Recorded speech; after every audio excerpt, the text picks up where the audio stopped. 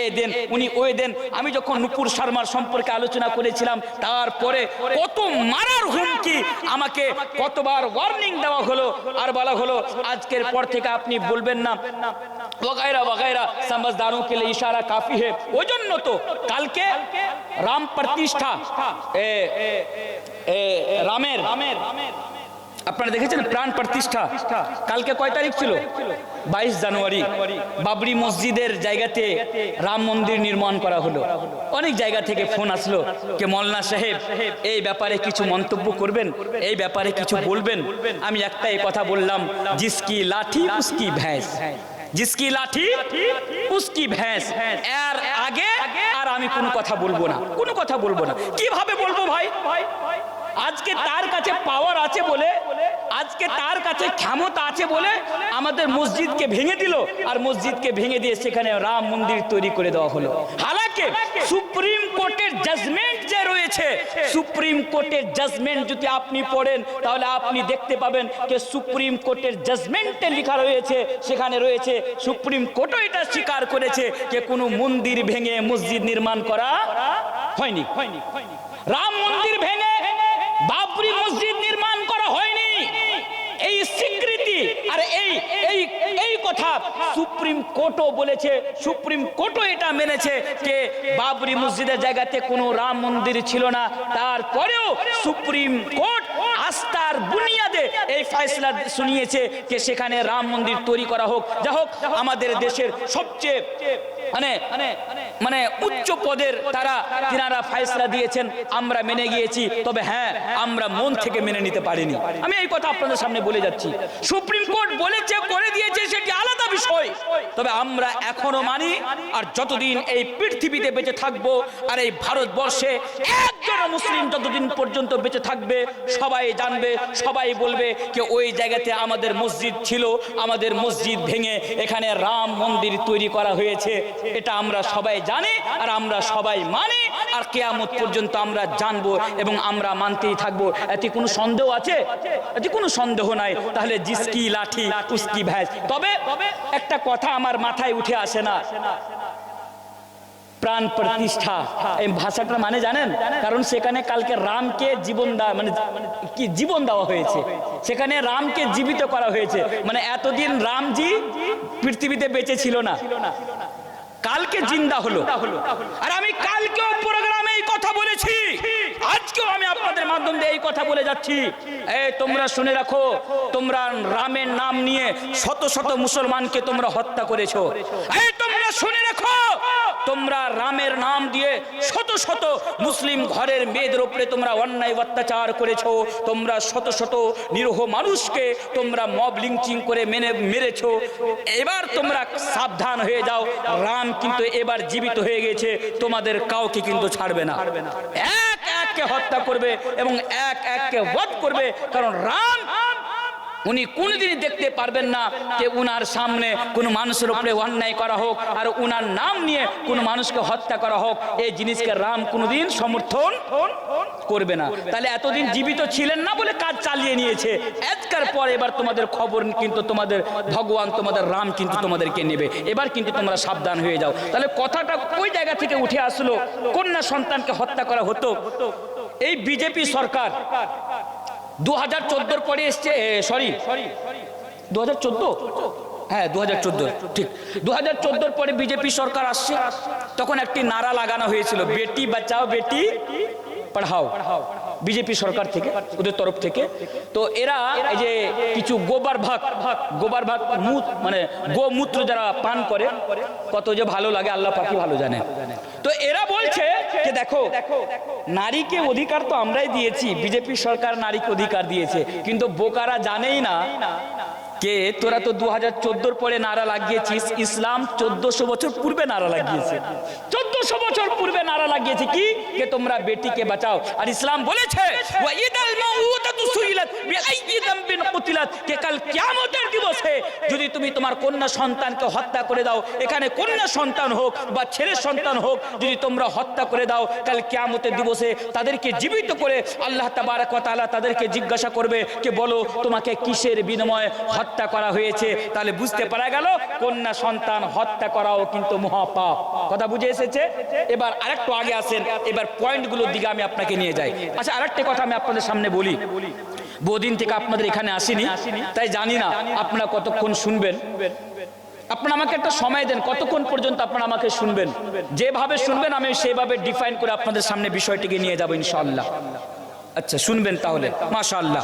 দেখুন, জালসা প্রত্যেকদিন পেয়ে যাবেন, কিন্তু আমাকে প্রত্যেকদিন পাবেন না। জালসা আমিও প্রত্যেকদিন পাবো, একদিনও খালি নাই, তবে আমি আপনাকে প্রত্যেকদিন পাবো না।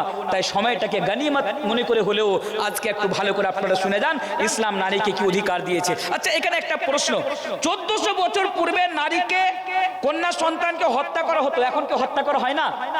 এখন হয় না? আমার মতো আপনার মতো মুসলমান আজকে কন্যা সন্তানকে হত্যা করে। আমার মতো আপনার মতো মুসলমান আজকেও কন্যা সন্তানকে হত্যা করে। তাহলে পার্থক্যটা কোথায়? 1400 বছর পূর্বে আর আজকের মধ্যে পার্থক্য হলো 1400 বছর পূর্বে কন্যা সন্তান জন্ম নেওয়ার পরে 6 বছর যখন তার বয়স হতো তখন তাকে হত্যা করা হতো।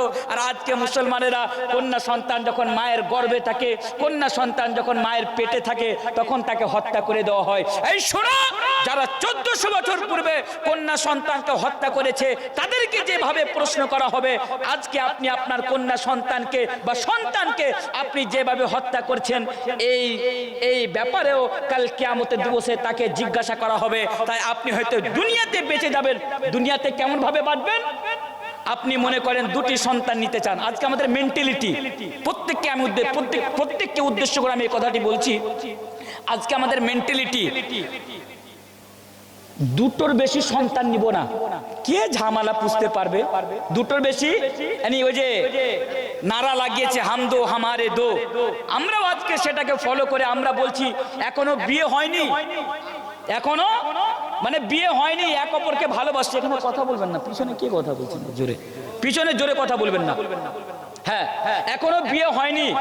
এই যে ভালোবাসার একটা ট্রেন্ড রয়েছে, বিয়ে হবে কিনা সে নিজেও জানে না, তারপরে ফোনে ওর গার্লফ্রেন্ডকে বলছে বাবু কয়টা সন্তান নিবা? এখন বিয়ে হয়নি, আগেই বলছে কয়টা সন্তান নিবা? বেশি নিতে পারবো না, একটা দুটা নিবো। বলছে হ্যাঁ আমি ওটা মনে করছি একটা দুটাই নিবো। আজকে বিয়ে করে আমাদের এটাই প্রথম আমাদের প্ল্যানিং যে আমরা বিয়ের পরে বেশি সন্তান নিব না। আর ভুল করে যদি পেটে সন্তান চলে আসে, দুটা অলরেডি বেটা বা বেটি আছে, আবার আটটা চলে এসে মাথা খারাপ, ডাক্তারের কাছে চলে গেল, ডাক্তার সাহেব আপনি একটু বাঁচান। ডাক্তার বলছে কি হয়েছে? বলছে এমন ব্যাপার, আমার স্ত্রী আবার প্রেগনেন্ট হয়ে গিয়েছে, আবার পেটে সন্তান চলে এসেছে, কি করা যায়? ডাক্তার বলছে বোকা, অপারেশন করে নে, খাল্লাস করে নে, ঝামেলায় শেষ, এই মেডিসিন নিয়ে যা, ওষুধ দিয়ে যা, ওষুধ স্ত্রীকে খাইয়ে দে, বাচ্চা পড়ে যাবে, ঝামেলায় শেষ। আজকে আপনি আপনার আত্মায় হাত রেখে বলুন তো আপনার দ্বারা দিয়ে এই গুনার কাজটি বা এই পাপের কাজটি আপনার হয়নি? আজকে আমরা অহরহ এই পাপের কাজ করে থাকি। তাহলে শুনুন, আজকে আমি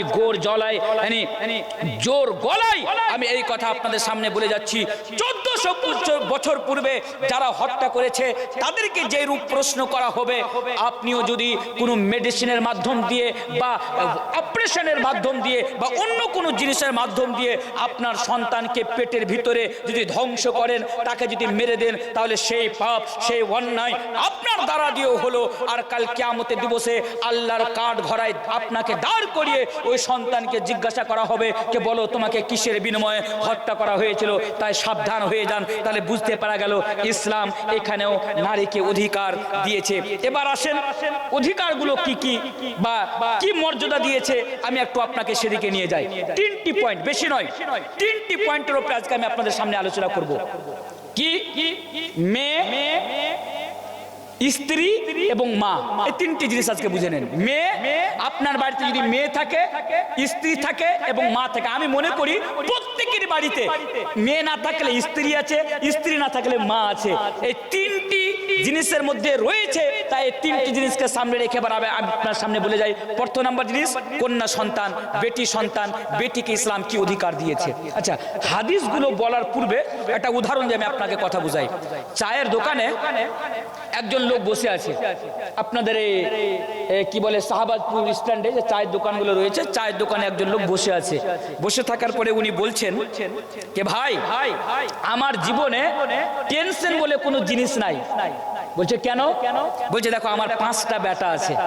বলছে বেটা আছে তো টেনশন নাই মানে? আমাদের শেরশাবাদী সমাজে একটা জিনিস আছে, একটা কথা আছে, সেই কথাটি হলো কি জানেন? যার যতগুলা বেটা তার তত লাঠি। বেটা মানে লাঠি। কারো যদি দেখবেন আপনার গ্রামে যদি 8টা বা 10টা যদি বেটা থাকে, ও কথায় কথায় আপনাকে বলবে ভাই আমার সামনে থুতনি চালাস না, তো থুতনি চুড়ে দেবো তো, কারণ 8টা বেটা আছে। মানে বেটার গরম কিন্তু সবাই দেখায়, বেটার গরম।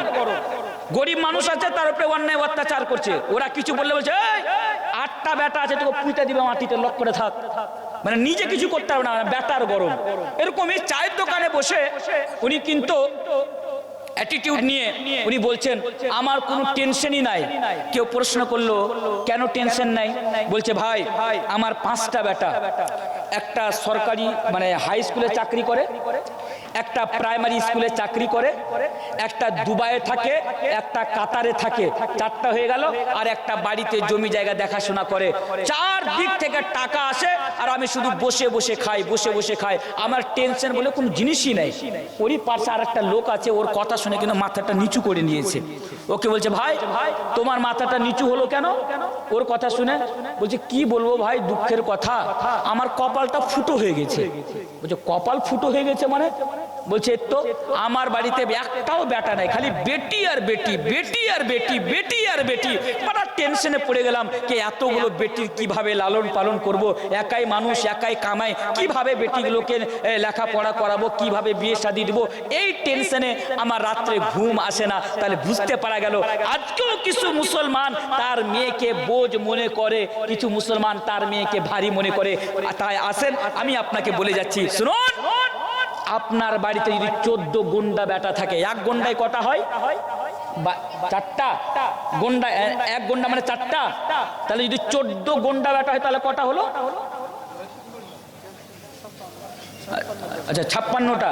আচ্ছা তাহলে শুনুন, যদি 14 গুন্ডা যদি আপনার বাড়িতে বেটা থাকে, ওই বেটাকে যে অধিকার না দিয়েছে, আপনার বাড়িতে যদি কন্যা সন্তান থাকে, ইসলাম ওই অধিকার তাকে দিয়েছে।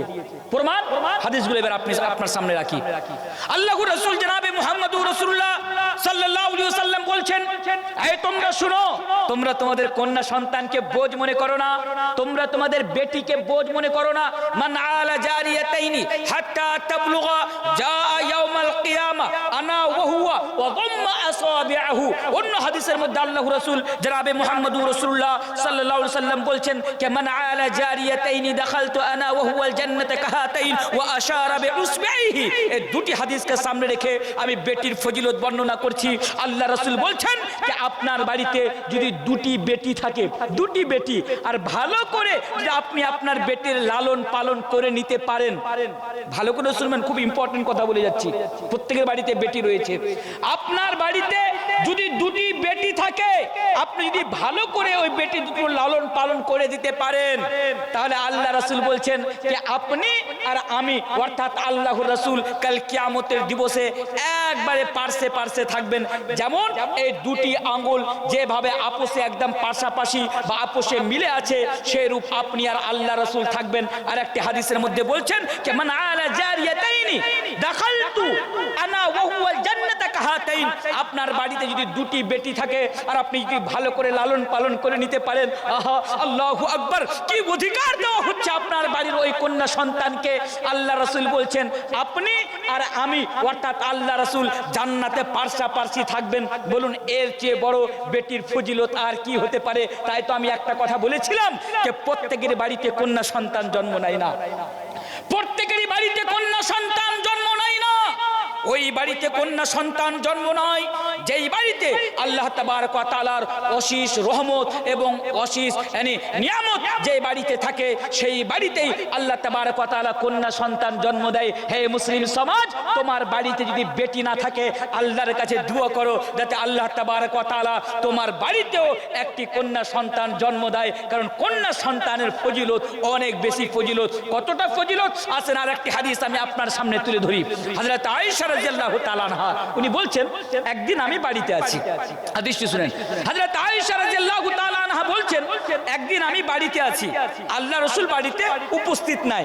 সাহেবদের একটি উনি কিন্তু মুসলিম, অনেক মোল্লা সাহেবদের মুখ থেকে আমি মোবাইলের মাধ্যম দিয়ে বক্তব্য শুনেছি যে আগে নাকি নারী কন্যা সন্তানকে নারীদেরকে হত্যা করে দেওয়া হতো। এটা কি ঠিক? আমার বিশ্বাস হচ্ছে না যে একজন বাবা তার নারী একজন